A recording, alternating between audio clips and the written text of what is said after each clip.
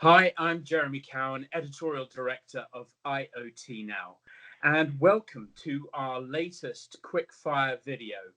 Today, I'm delighted to be joined from Toronto, Canada by Richie Gill, who is CORE's Senior Product Manager for International Advanced Connectivity. Welcome, Richie.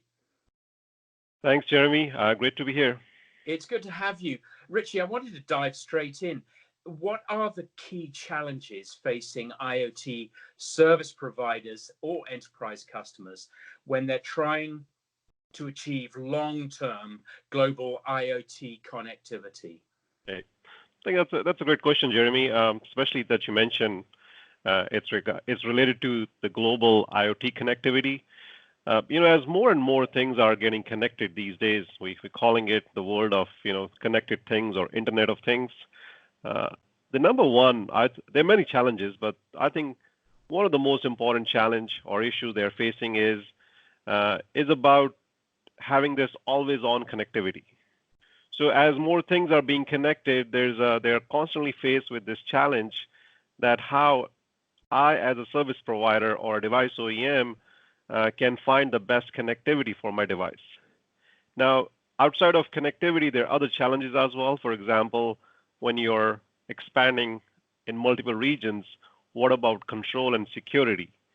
But again, if you don't have connectivity, you can't reach the device. So in the end, it's really the global IoT connectivity that is the key. And on top of that, you also want to make sure that you get the best coverage in every region.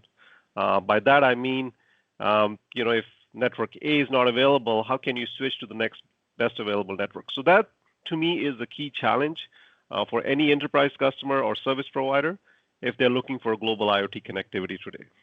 So drilling down a little bit further, Richie, can you describe the problems that customers are facing with network shutdowns? Right.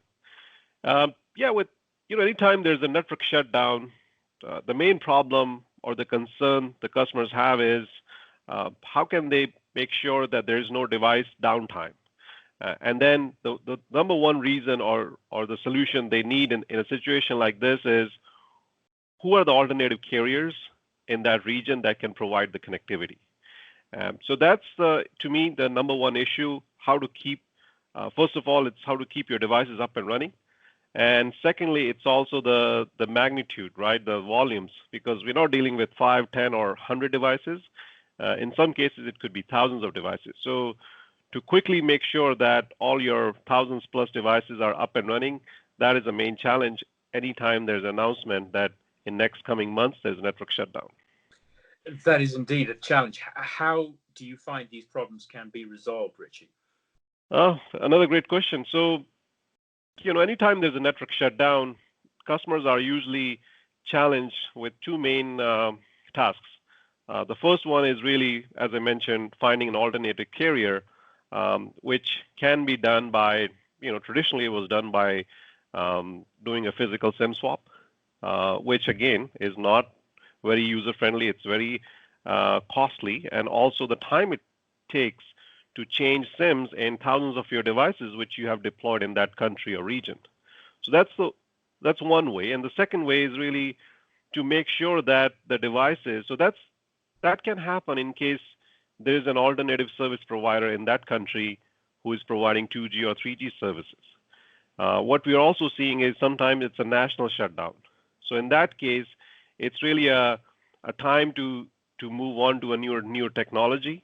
So this is where most of our customers are thinking about, or they have to think about, what is the best next technology that I should consider for my devices. So at that point, it's more of a device swap, not just a SIM swap. Finally, how do eSIMs and Core in particular fix the challenges that you've described of managing global connectivity, Richie? Sure. So eSIM, as I mentioned earlier, is a technology that really allows our customers to use a single SIM throughout the life cycle or lifespan of their devices. But eSIM itself is just a technology. Without connectivity or without what we call as the connectivity profiles, eSIM is lifeless. So this is where to add more value or to build the full ecosystem, what we are doing at Core is we are offering or building a global connectivity into that eSIM. So that's the first step, which will allow our customers to start using those eSIMs into their devices and start deploying these devices globally, because that gives them that always connected anywhere in the world kind of presence. And then most importantly, once you have these devices out there globally, you also want to manage them more efficiently. This is where Core, offers this connectivity management platform that allows our customers to manage their devices globally. And now, beyond just connectivity management, we also offer something called as Security Pro, which basically means that in addition to managing connectivity and the SIM states, customers can also manage their device security. So things like thresholds, any abnormal behavior. So all these things combined gives our customers full control of their eSIMs. So not just from a profile management or switching carriers, but it's the ongoing management of their connectivity, and most importantly, being more proactively when it comes to managing those connections.